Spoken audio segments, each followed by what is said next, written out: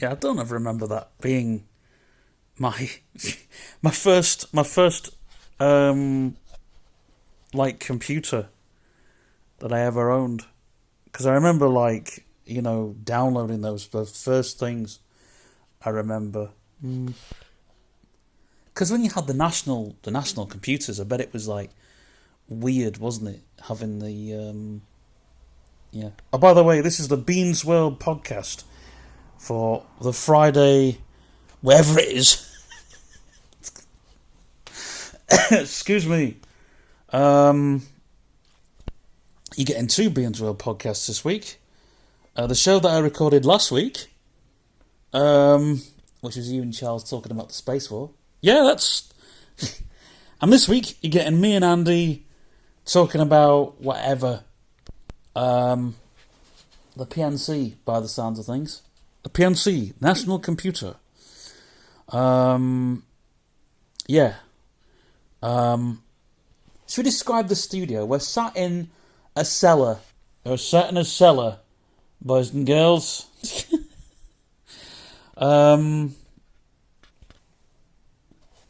Yeah, on the edge of dark, would you believe? Well, I don't know, what time is it? No, my luck, it'll be something like 11 o'clock or something stupid like that. 4 notifications. 9:41 p.m. Oh no, it's only... What, it's 10:15, nearly? Yeah, 10:15.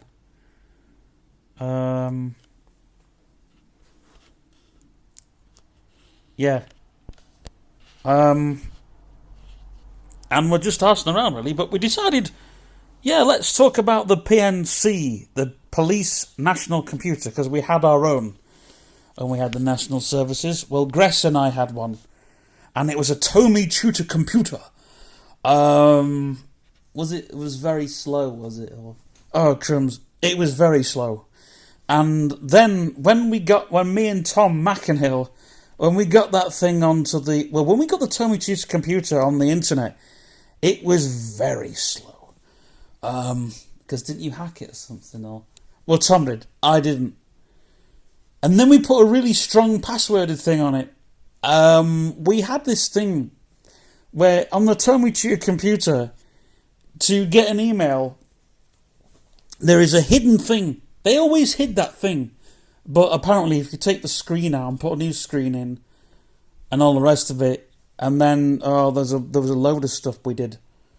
We even put a faster we even put we tried putting a faster RAM in it because we would force the load.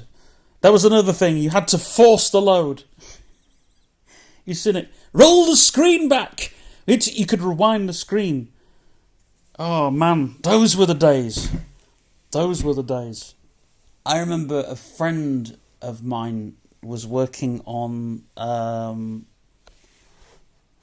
or was it vacuum computer vacuum thing, the stuff that they put in the supercomputers at IBM. Yeah. And on the back there was a thing when you put an extra tube, and he found out that if you put the tube in at a certain way, it would load the data really, really fast. And apparently he went to work for Microsoft because they had an issue on one of their machines. And he goes, oh yeah, if you just put the tube in this way. And in fact I think they made a thing for Microsoft, an adapter where you could put this thing, and then if you put the tube in the wrong way, it would load the data really quick. Yeah, he told me that. Because didn't you go and work on one of Amazon's first machines? No, we were working on a bookstore, which was going to be the next Amazon. And we did open Amazon in we did do their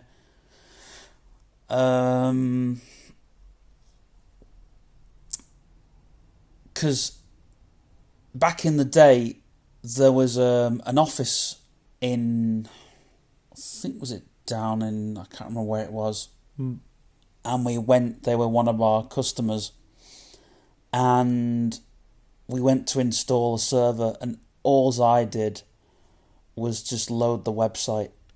It was pretty boring. It was just really, really, really boring. And those were the days when you had to load an entire website from a whole package of discs. And they would come in, and the disc would, all these discs would be in boxes in a specific order. The home page would be on like 20 to 30 floppies. You're joking me. The amount of rain that's coming down. Yeah, I'm just going to get absolutely soaking wet, people. Hey-ho. Sorry, that's later on. That's not now. That's later on.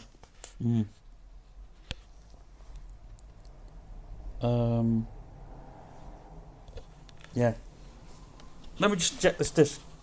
I've been working on a... Well, I've not been working on. I've been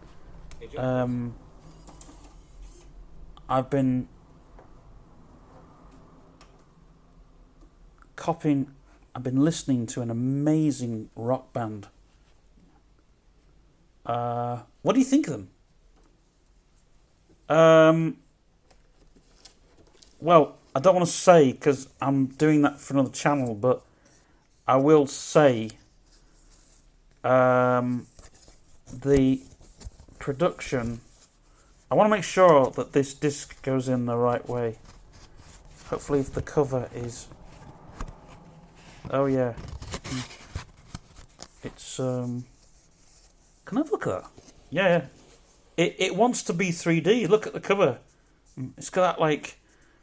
It's pretending to be 3D because it's got like that, the way it's stuck around the edge, which I think's pretty cool.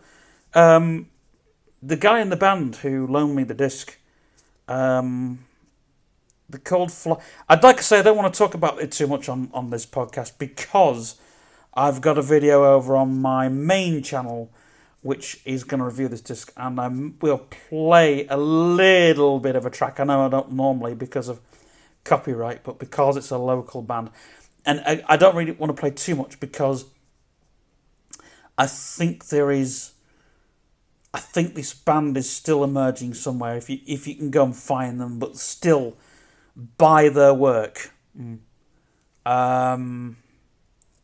Yeah. I think this CD, this is the only copy of it is around. So, ooh. Yeah, that cover reminds me of something. It does, doesn't it? It's like, it's supposed to be like from a film. Yeah. But it's a real cool design. I just hope I haven't scratched the cover. That's the main, yeah. It's, what I like about it is not just the design, but the way it looks. You know? I mean, I remember when we when you do college courses, and I think this is a great CD and all, even to listen to, it's like, I can tell they've mixed it at a low volume. I can just tell, but it's brilliant, and it's a brilliant listen. You know, a brilliant listen. Absolutely brilliant listen. On all costs. I just want to put that in there for now. Close that.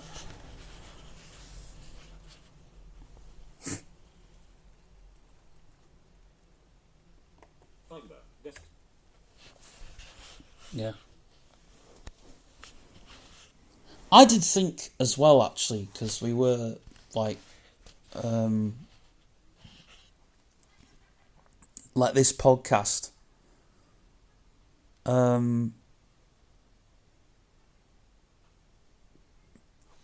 I think this is like the only episode where we're sort of now being, well, Steve said he's going to be more, is more professional about it. Yes, and the only reason why I used my real name on the last episode is because they were very, very serious. They were indeed. Very serious. And they didn't go out. Well, no, they did, because I put them out ASAP, those last two ones, which I worked on. They weren't, well, they're classed as Beans World show episodes, but they were a bit more, I liked the alcohol stories. Yes. And I redid that as a live stream as well. This Friday, I think, I will have done it this Friday. I really enjoyed the when you were in Harrogate, and well, I didn't say where I was, but thanks, Andy. Thanks for telling people. Yeah. I nearly dropped the voice recorder. That would have been great. Yeah.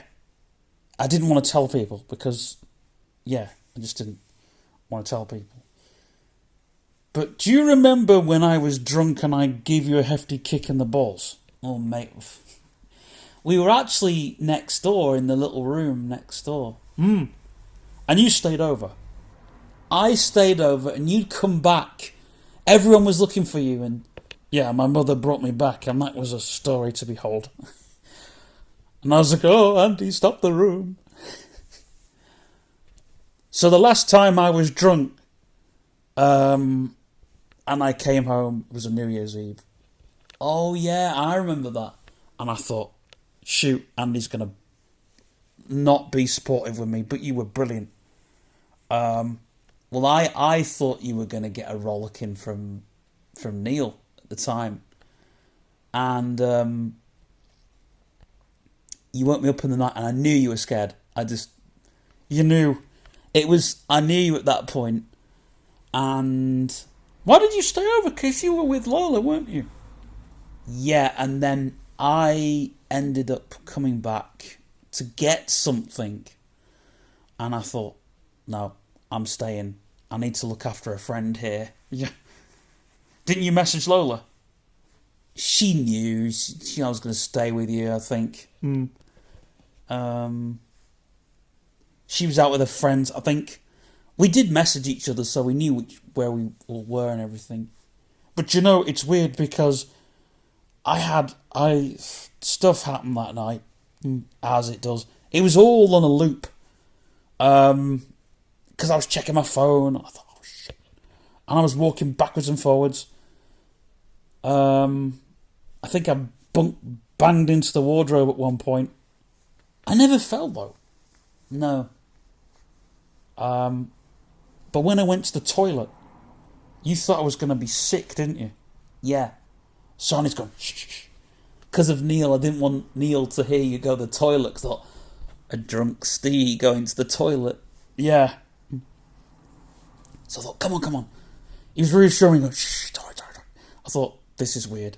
Andy is reassuring me instead of going, and so I was, but it was like, you were panicking so much. I couldn't, I had to be a mate. I couldn't be I remember because I was like, last line, but it was like, this time, like, oh, it's fine, come on.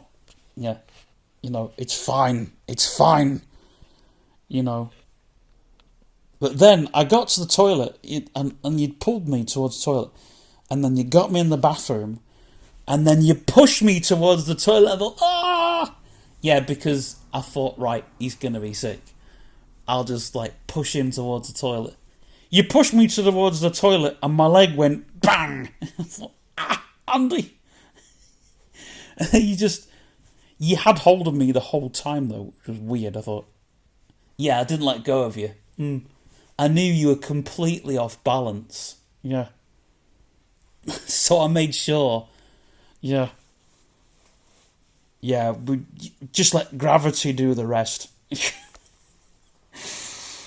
But I mean, I think what I really wanted to hit home with the whole alcohol thing is that alcohol is, no matter whether you're autistic or not,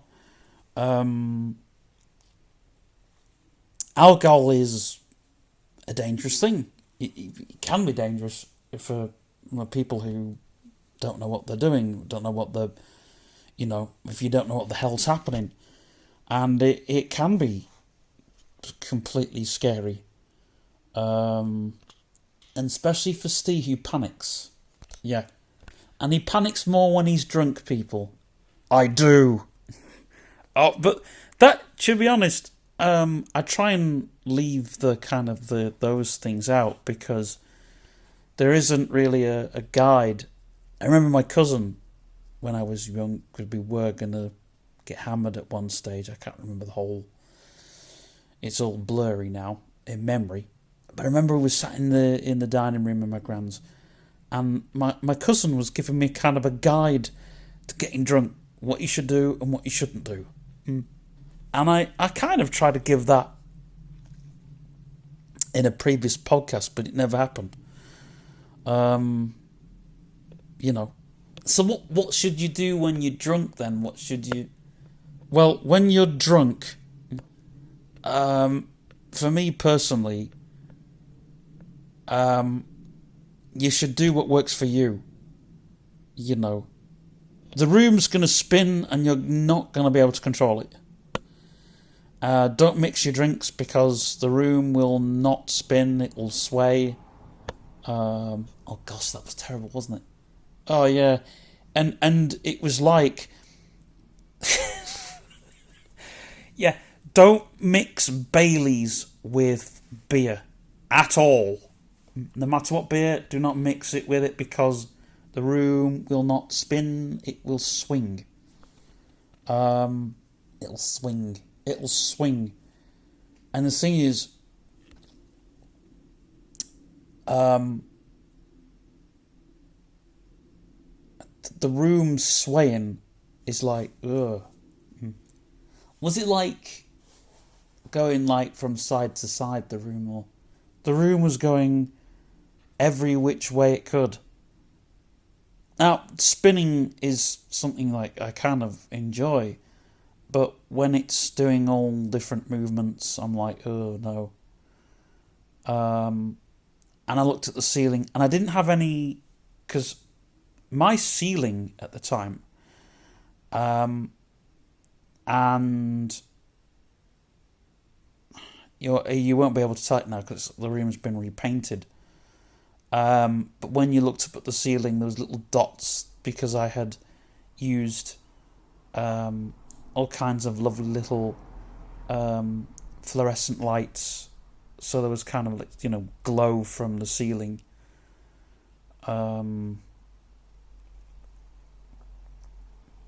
Which normally soothes me and calms me, but on that night I could just tell by looking at the ceiling, which was the worst time. I could just know that the room was, whichever way I looked at the room was just moving inwards and outwards, and it was horrible. Yeah. So I was up and down, didn't sleep very well that night. But oh my lord, the following day was the worst. He said the hangover was the weirdest. It was, and because I was really anxious on other bits and pieces, because I was anxious, because of something that happened. I don't want to talk about it really. And my ex-PT.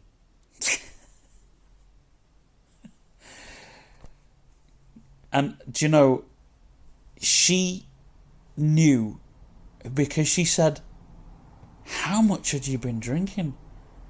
I said, "Oh, you sweated out me." She said, "I could tell." The following week she told me. The following week, she didn't want to say anything, but she said, "Stephen, I could tell." At Bean. Yeah, people don't know who Stephen is. He's on another channel. Yeah.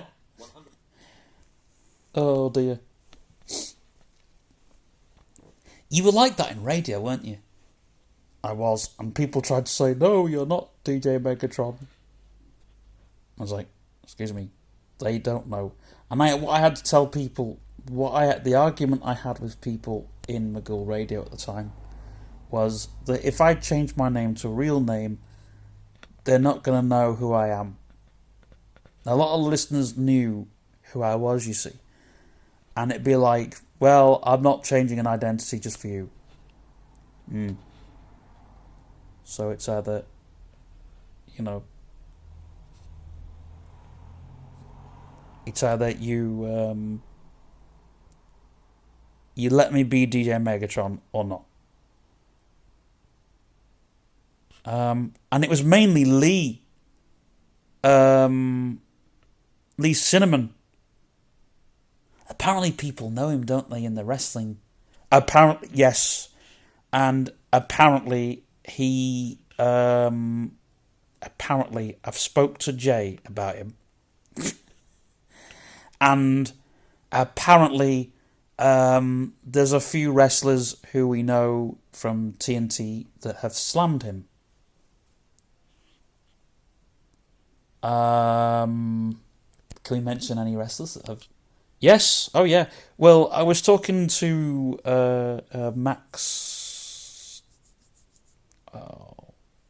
Brooker. Max Brooker was the guy that slammed him. And it was actually at in like a fun event thing, because some of the guys from TNT, they're the guys, some of them do Japanese wrestling, some of them. And Lucha is like a... And when they set that company up, and apparently Lee and Jay aren't best of friends from what I've been told. Or is it Lee's brother and Jay? They're not good friends in the company. I don't know what the whole... I don't know what the whole situation is, but anyway. So yeah, and they all know him. Everybody knows.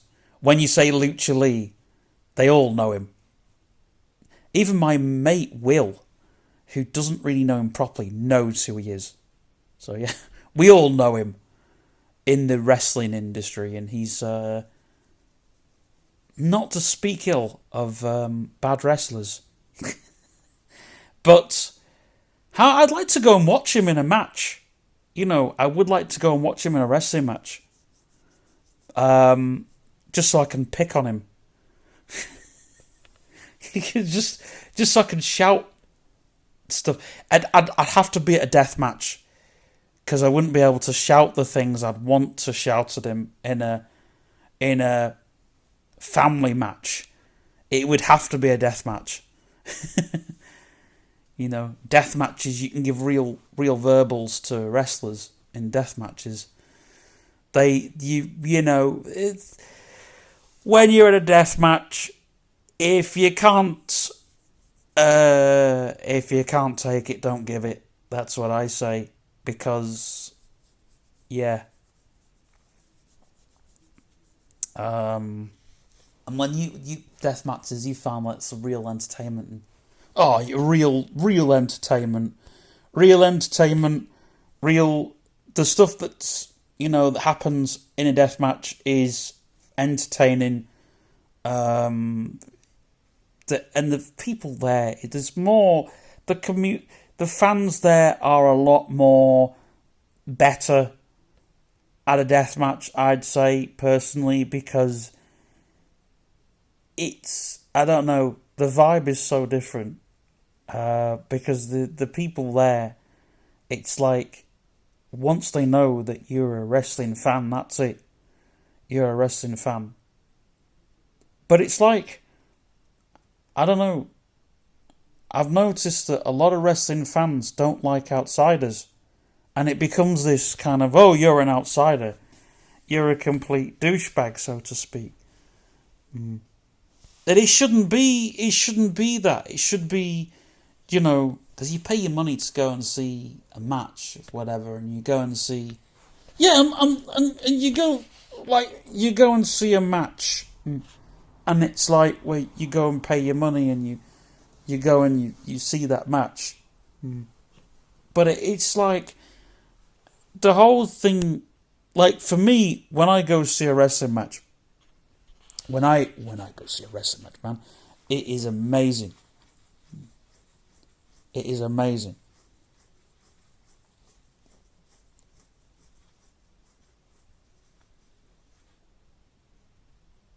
And a lot of those people, they know how to wrestle, and it is important, you know, to know how to land, to know how to fall and land. Yeah. I knew a guy who worked in a security company, and he was oh no, he come out with cage fighting, and he was a doorman, and he had been known for breaking necks, and he was one of our doormen in Manchester, and he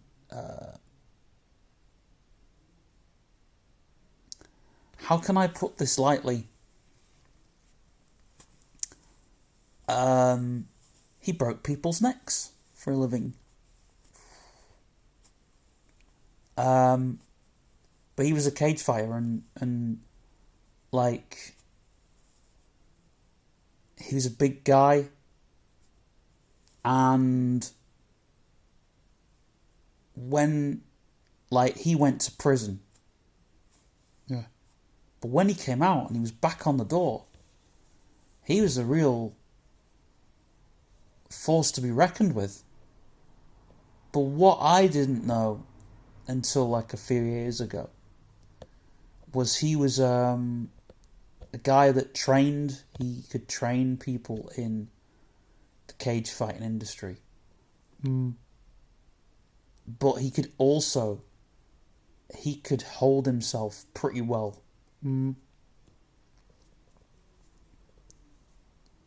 I mean, he was a guy who, when he was working the door, he wouldn't have weapons on him like a lot of the doormen we knew would have a gun hidden somewhere, a knife hidden somewhere on site. This guy never had that. He just like, wow, this guy was like, he knew how to put people on the floor and stuff like that. And it's just like, you know. Well, Tom knew someone in Manchester who had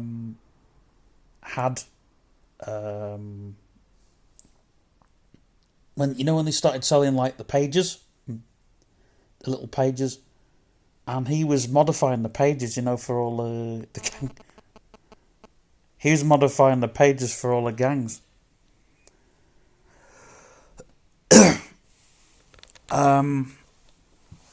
And basically, I'm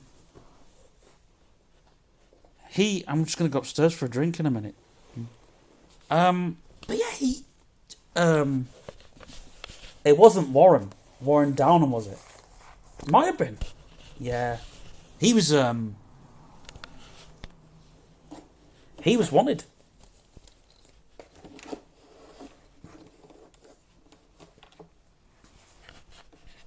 But anyway, he could fight with feet, with bare feet. Like the Bruce Lee, yeah, he could, well, yeah. He broke his knee. Yeah. I know the guy well. He was the guy who, he was wanted because, apparently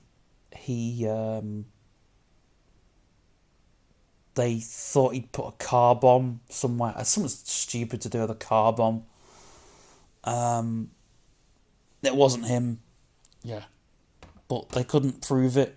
There wasn't like there was nothing to prove that it wasn't him. I just got to check the time because it's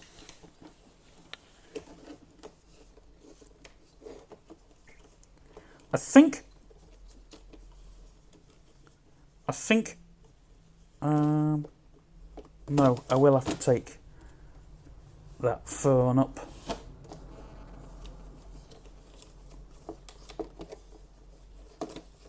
That's the annoying part.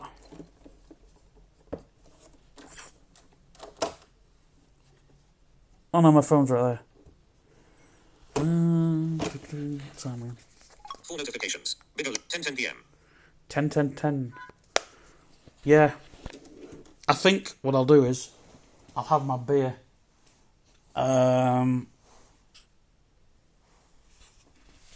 Oops. Are you going to take the voice recorder upstairs so we can continue this? Yeah. That's what the plan is.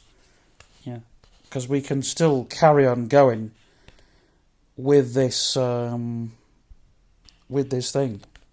Yeah, I think as well what we should do as well, because we're going up. I think what we should tell the listeners before we jump cut is what I've decided to do is make this podcast very personal. You know, we got the imaginary friends on it, and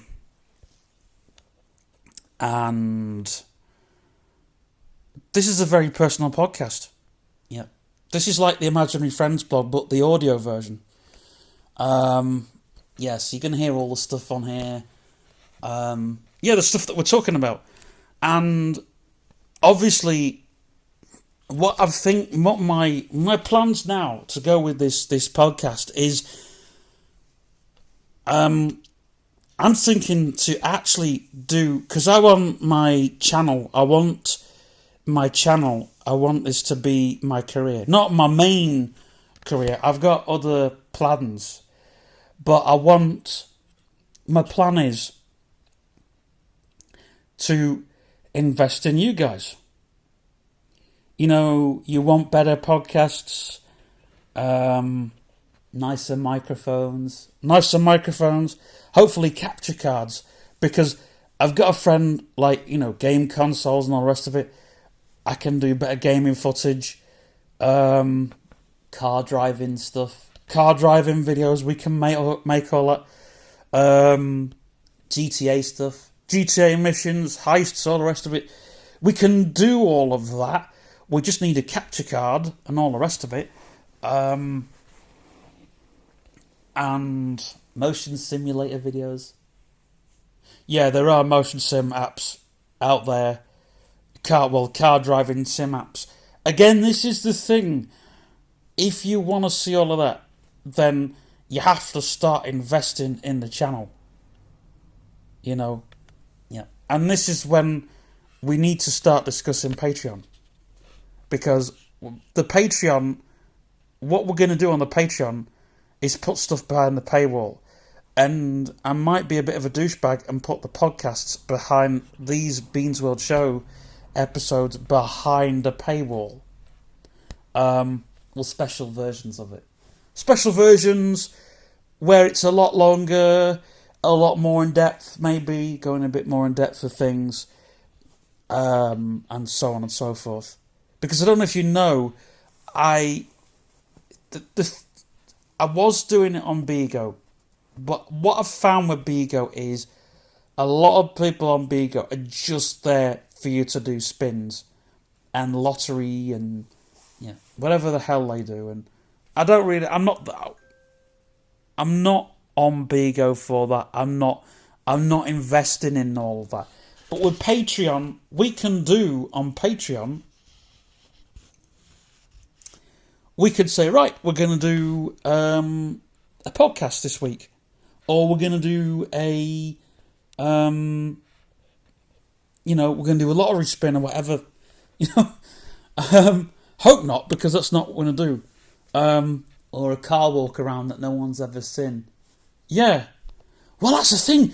We can do because with the guys at the Southport Auto there. They won't let us go in the garage, but on Patreon we can go, right, let's get a car on the ramp. Yeah. The guys can get it up in the air.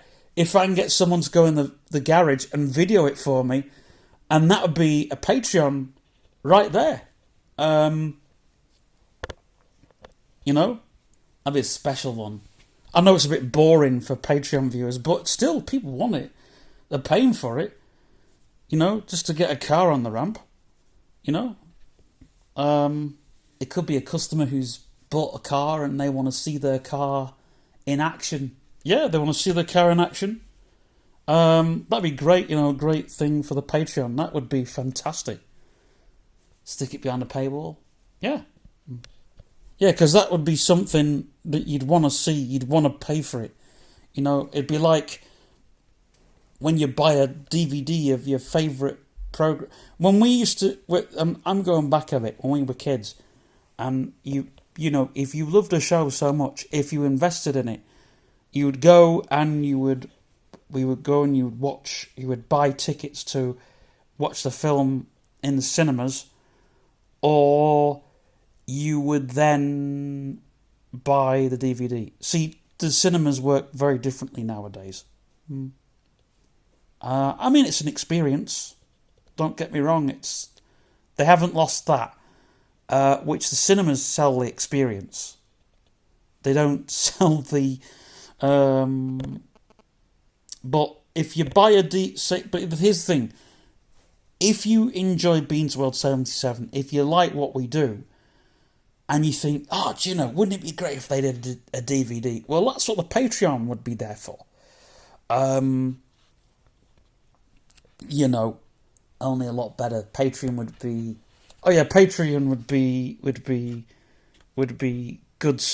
Well, it wouldn't be necessarily good quality stuff, but good quantity. Definitely. Because you pay that, you buy that, and that would be the equivalent to buying a DVD per se. We might even do a DVD for the odd Patreon viewer. That'd be nice. It'd be a big job though. It'd be a big job, but you know, to do a DVD and have the subscriber's name on it and everything, and then it goes out. That'd be massive. Right, I'm going to go to get a drink, and when we come back, we'll be doing something completely different. Yeah. I mean, when we did the whole thing last night, but yeah, I think we will have to do a script. Because otherwise, you know, people will kind of think, oh, what's he going on about now? Kind of, you know, lost in the train of thought and everything, which is kind of what, basically what we're trying to do. But I think the whole idea is to carry on this conversation, and instead of having to find a meanings for it, if you know what I mean, and yeah, and using the last parts of the recording as notes. So yeah, and you know, that's kind of not great, especially now when we're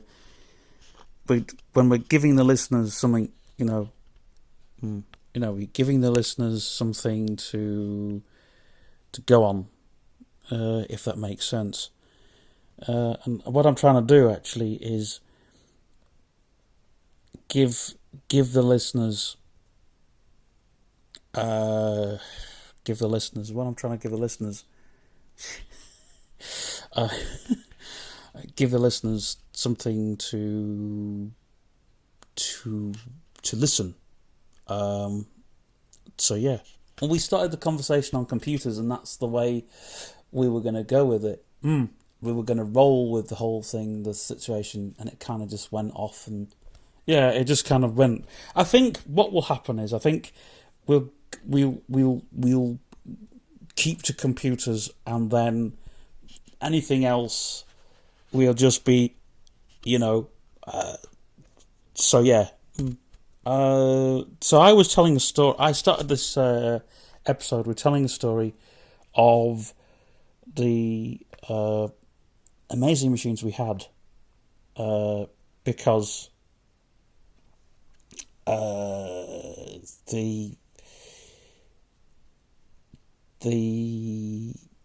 we had different forms of computer. We had one that was hidden in a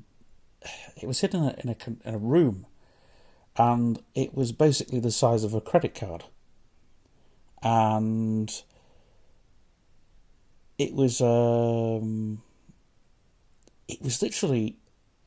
just a card, a computer that was just a card. Yeah, I think it was like a little chip that didn't do anything, but no one was allowed to touch it because it had loads and loads of things on it. It had loads of directories on it. And the idea at the time was, because we had a filing cabinet, we had a control room that was very unorganised.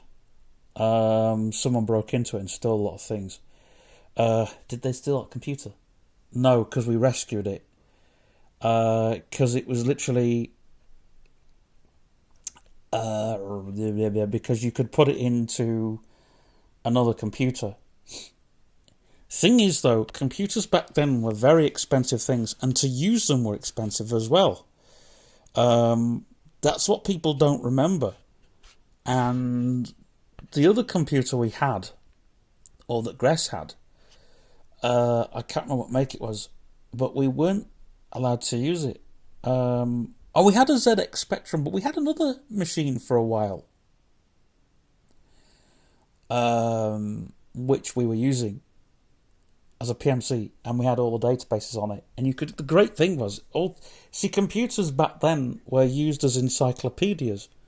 You know, the fact that you could have, if you can imagine a Spotify program, but instead of listening to music, you have lots and lots of data instead. So say, for example, you wanted to know about... Oh, crumbs. Let's say you wanted to know about let's say you wanted to know about...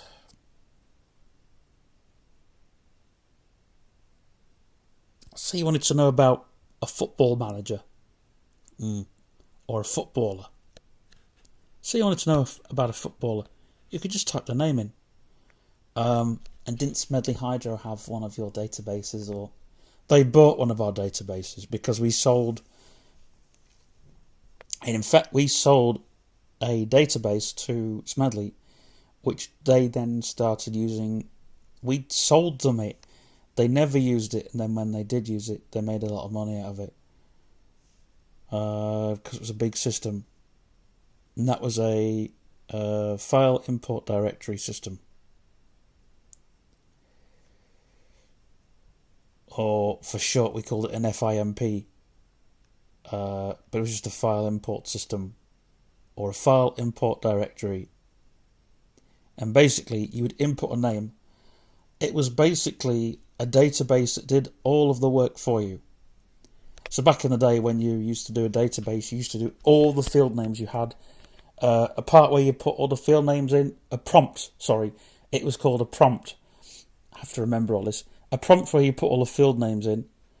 So you'd put name, first name, last name, country, what food they ate. Yeah, that kind of thing.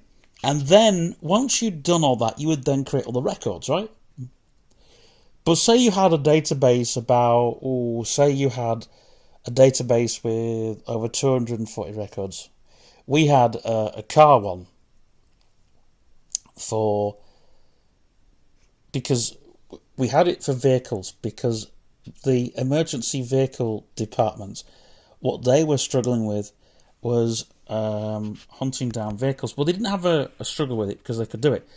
But what they had a struggle with was when a vehicle was stolen, they couldn't pinpoint the original registration. So we said, here's all the original registration numbers. And we gave them it. And they used it.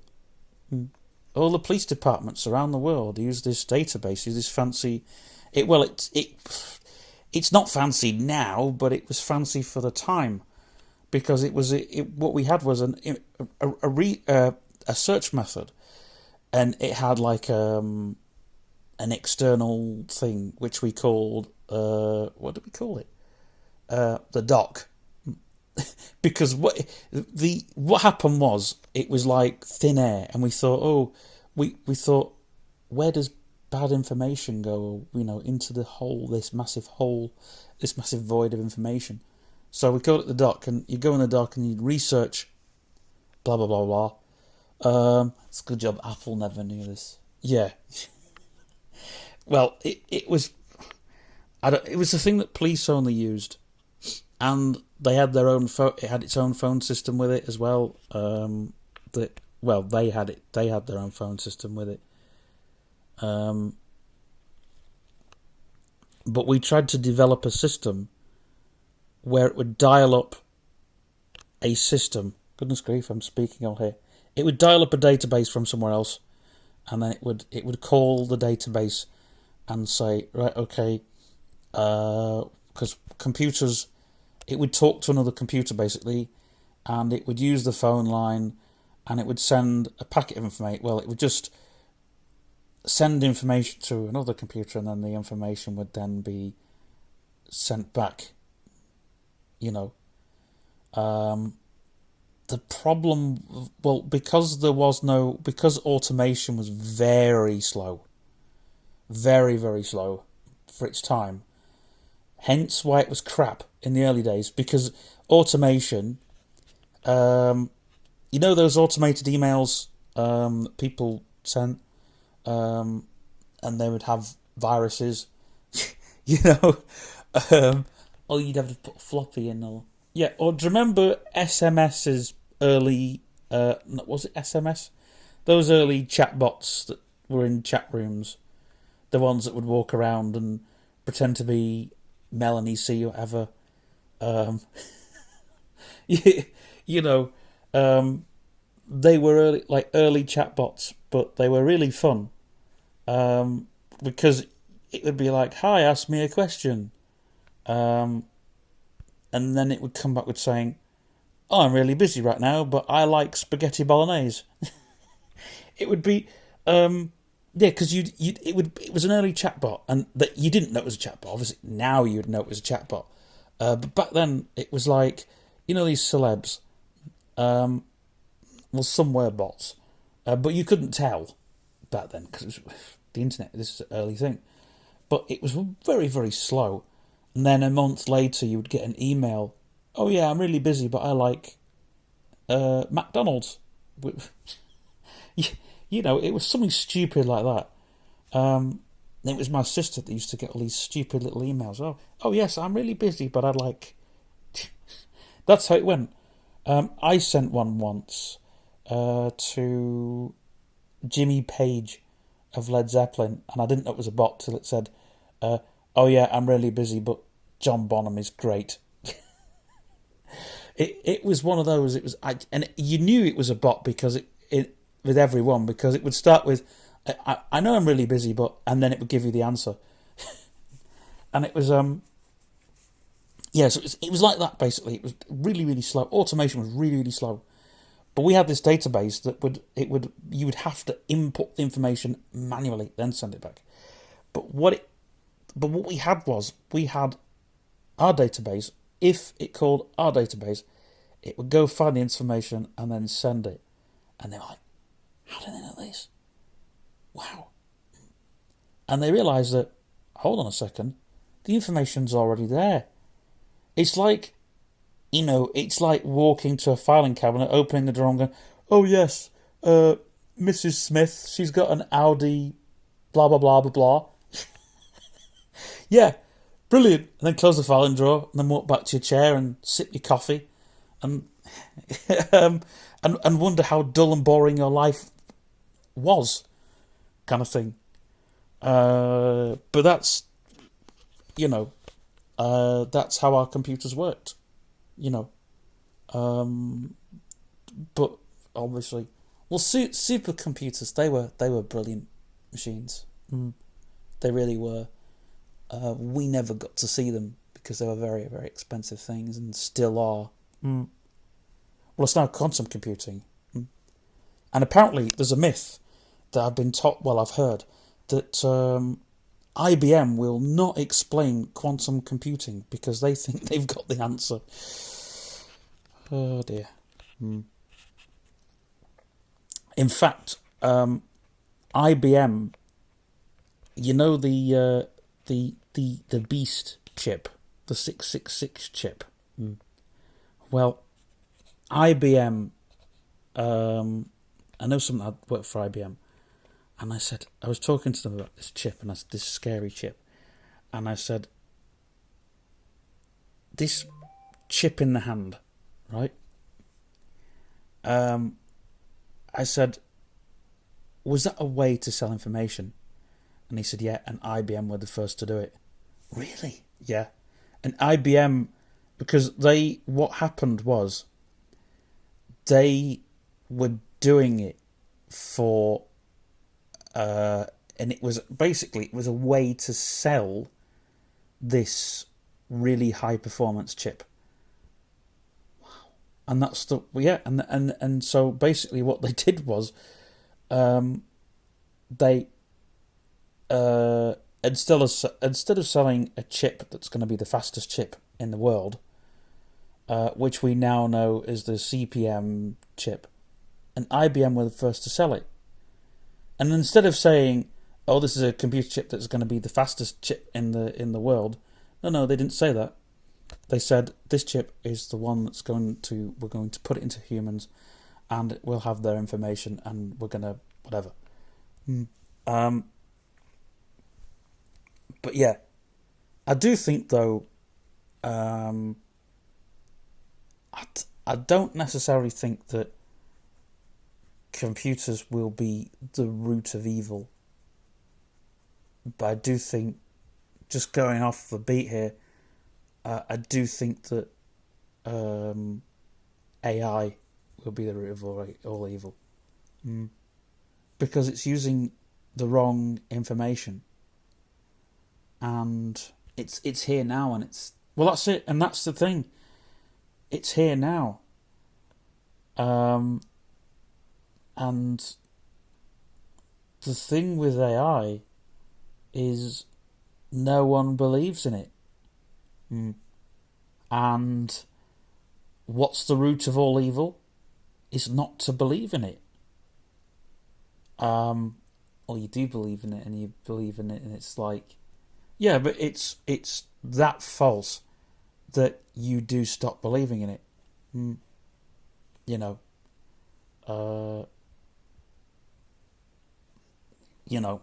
Do you think Jesus will come back as a bot?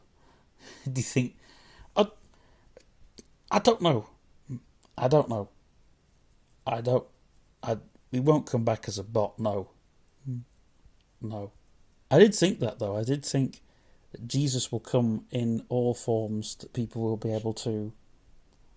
But that's an American theory, isn't it? That he'll blast through the TVs and the computer screens and the,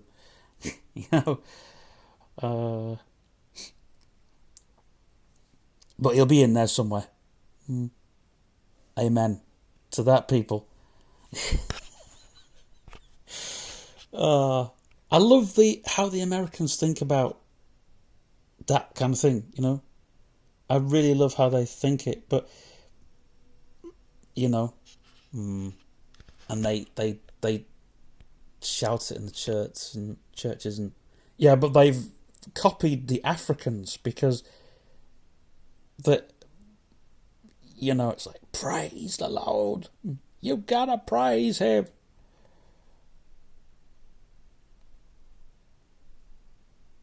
But I think all that sort of shouting about it, it's it still isn't the way. There needs to be crowds in the streets. Anyway, I want to kind of go off this topic because we're going off computers and onto spirituality. It's not the road I want to go down, but Yeah. Uh, see what you mean though, because it's like, you know, can we get back to computers, please? Because there was a really expensive computer that we worked on. I'm gonna have to check the time because I'm gonna have to go. Free notification. Free notifications. WhatsApp. Wednesday the 16th of 9:08 a.m. Yeah. 9:08 a.m. Go on, do the story and then I'll jump cut. Yeah. There was a computer that a friend of mine had access to in the early 2000s, and it was a mainframe. What was it? It was a massive. It was a massive computer thing, and it was huge. And he said, "We have to put this in a security van to take this." He was taking it to his friend's house. No, he was taking it to his friend's dad's company, right? And it was a pharmaceuticals company, and they were doing this. It was going into a drugs lab, so they were using it for science. And he just said, "We're gonna have to put this computer in a security van because it's so expensive."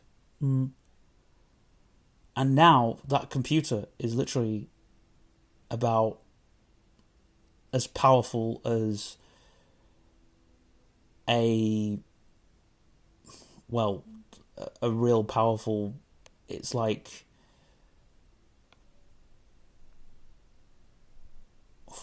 12 really old Xboxes. Wow, that's the power this thing was. But it was like, for the time, it was like incredible. It was like,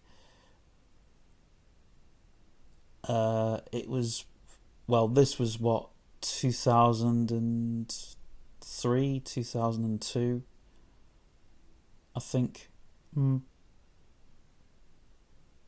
was it? No, it was just after then. But it was like, this thing was higher than like MP3 players were like 4 or 5 gigs then, or even more. They started selling quite, hard drives with like 200 gig hard drives with a thing. Excuse me, with a thing back then. Well, this thing was about. This was a 5 terabyte machine, which now is literally the size of the machine that they had. I think it had another hard drive in it, but the power of it and the sheer power of that machine was like, wow. It was like, wow, that was like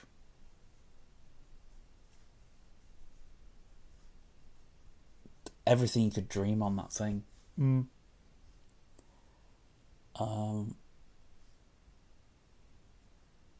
Then there was another machine that they had, which I'd seen, and it was a real high powered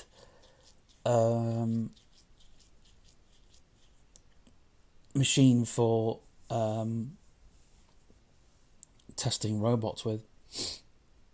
And they had to put that in a security van because that was 16 terabytes. Wow. Yeah. Massive machines these were. You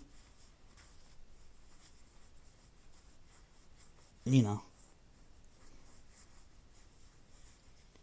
And I do think the future of computing will be. I think the new computers will be tablets. Yeah, because the laptops are as powerful as I remember asking somebody years ago, can a laptop be a server? And they turned around and said no. But a few years after that, I did see laptops become servers, web servers and web filters. Well, I've got at home. At the moment, I've got 3 old laptops from 2012, 2013, and I've turned them into, that setup I had, my server setup. Well, I've got all that on laptops, but a couple of them are on my cloud setup, and a couple of them have got VMs on, but they actually do hold pretty well. Yeah, and I've seen, was it servers on mobile phones and FMTP servers? Yeah, well that's it. I mean, because you could have an army of like servers. That's another thing as well. Back in the day, where a server had to be a huge desktop machine, I think will just be, if you can get a laptop powerful enough, there you go. You can run a server in your home. You can have 2 servers. If you get an old laptop, an old tablet that's powerful enough. There you go. But I think we've sort of gone back a bit with computing, because if you look at the computers from the 80s, they were really small.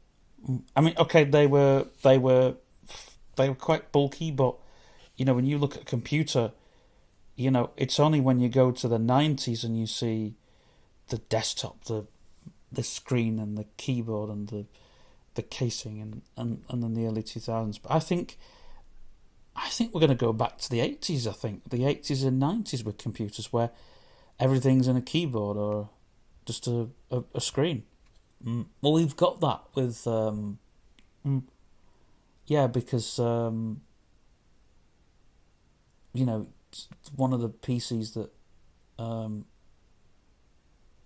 I have actually got has everything in the screen. I've not unboxed it yet. Is that the refurbished one, or is it all the? No, it's another custom built one, but it's got 2 SSDs in. Will it be a gaming machine? Oh yeah, it is a powerhouse, but everything's in the monitor. A bit like a smart TV, but everything in the monitor. Well, that's it. I think that's another thing as well. I think instead of people buying computers in the future, people will buy TVs. Well, they're talking now, like with this whole AI thing and technology.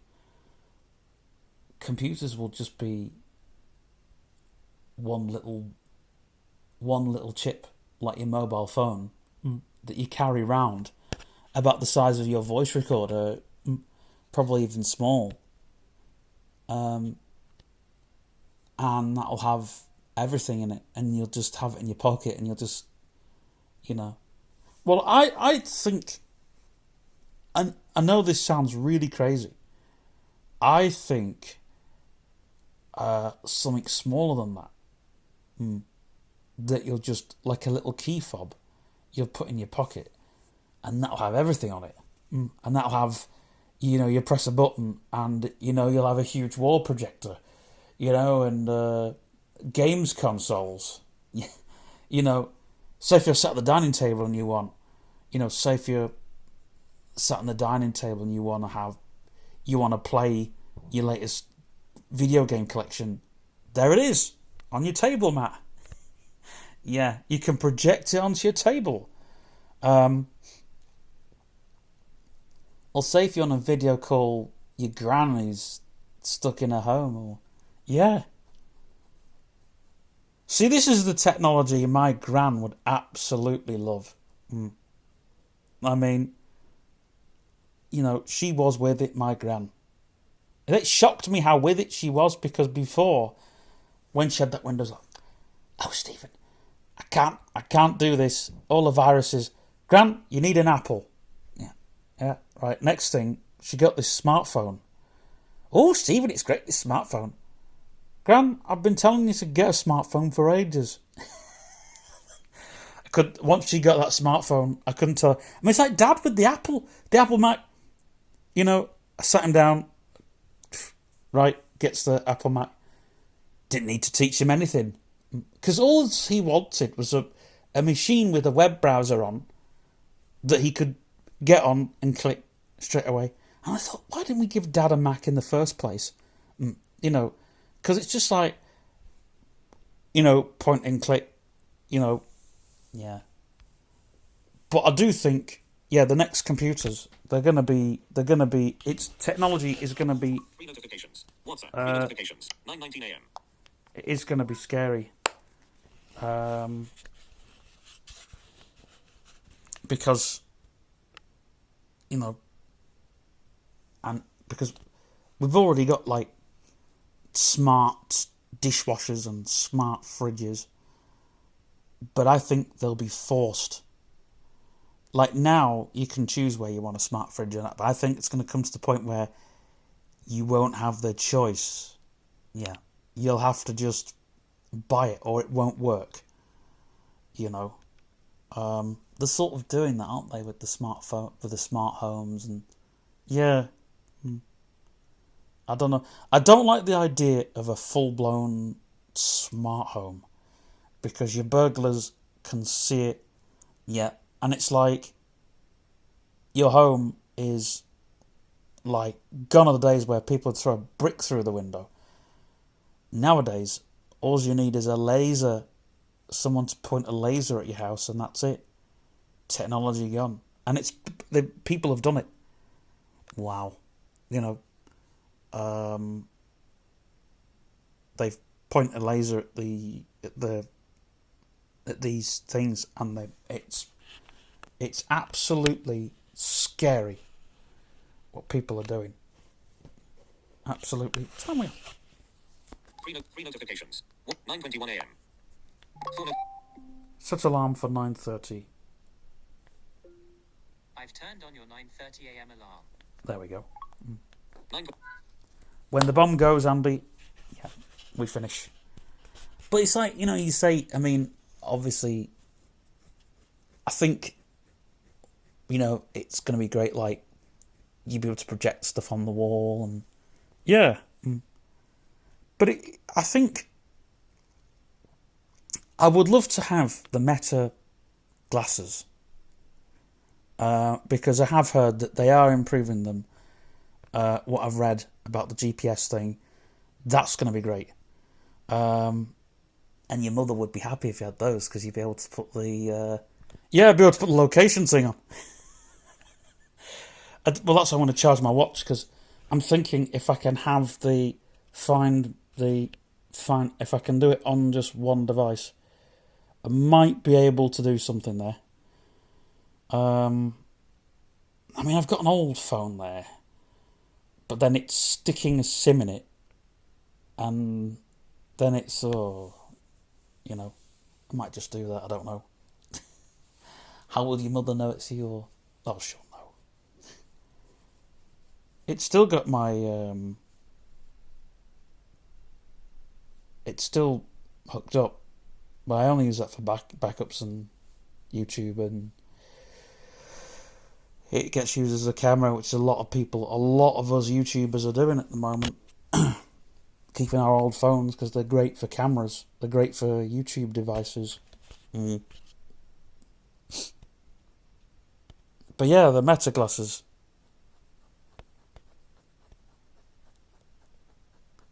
I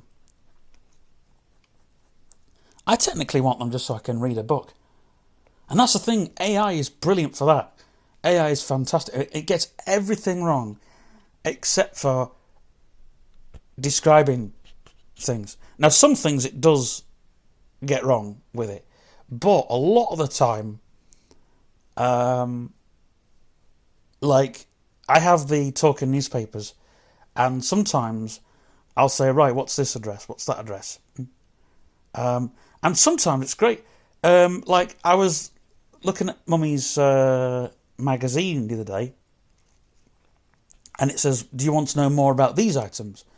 I can tell you more about these. I can find a website for you. And you're thinking, wow, this is great.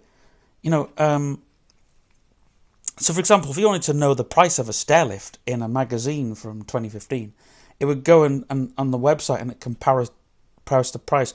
So you've got an idea of like, okay, I want to buy a stair lift. That's probably going to cost me this, that, and the other, but I might have to save a bit more or whatever. So it gives you an idea, really, and it's great. It gives you, and obviously with AI, I mean, it's great for flicking through things because you can pick it up. It's not a patch off a scanner, but it does, you know, it's great for reading. Or, you know, it will, like, if I say, right, describe the room to me, it might not describe it brilliantly, but it's great for, you know, people like myself who have got limited vision. Not like you, Andy, you've got full vision. I'd love your vision. I bet you would. You know, but here's the thing. I think the future of driving is not going to be. It's not going to be self-driving cars, but it will be cars with manual assistance in to say, right, turn left here, turn right, go straight, stop. You know, you've got, and there'll be auditory things, and there'll be, you know, because they could do that in a car quite easily. You know, I mean, it's like when I think if there's more feel in the car, you will, you know, you were saying that with the when you went to Gravity Max, and you were saying that the last motorbike sim, that was good because you felt so much. But and a motorbike sim is pretty easy pretty difficult because the movements, you'd think, oh, well, it's backwards and forwards like a car, but it's not, because motorbikes are only on two wheels. So it was great when they got that right. They got that correct. Do you know? And it was that. What was good about that was when you went around the corner and you were going over a hill, and it felt. And they got the 3D right. They got the screen ratio right as well. Because the screen dipped, and I thought, wow, that's great. It was actually true 3D. I wouldn't say 4D because there's no such thing as 4D. But it was true 3D. It was real, you know, and that's, you know, proper VR. Right there, where you feel like you're in the moment. There was so much in. That was a real experience to live. You know, being on the motorbike and going over the hills and you know, but I felt so much in the seat. It was, do you know, there was in that last ride, and I think that's what scared that woman, because she could feel, and that's it when the seat moves on that last motorbike one, and I urge, if you go to Gravity Max, check it out, because the seat really does move on that. It moves, and it how can I describe it? It's the seat rocks as well with the actual bike, which yeah. By the way, when I get my next exercise bike, I want it to rock backwards and forwards, as if you're moving, and yeah, because it gives you the simulation. You know, if I want to go faster, you just sort of tilt it further upright. That gives you the sort of feeling as if you're going fast. There are actually exercise bikes that do have motion control. They do have that. They are expensive though, but and they are those horrible touchscreen bikes. It's not Peloton that does it. I know Peloton does one for kids that has that motion control, but you want one that has, you're going over a hill, the bike rocks forward as if you're going downhill, and then rocks back, tilts back when you're going uphill, because when you're going uphill it tilts backwards, and and then when you're going, when you're going forward, the back goes up and the front goes down. Yeah. And it slants as well. All that kind of thing. But it's more in the seat. You want to feel it in the seat. You want to feel it, everything in the seat, because that's where the real simulation, that's where simulators really do it for me. That car sim I thought was good, but not as good as... I think if I had the goggles on it would have been better. But because the seat doesn't tilt as much. Right, that's it. The bomber's gone.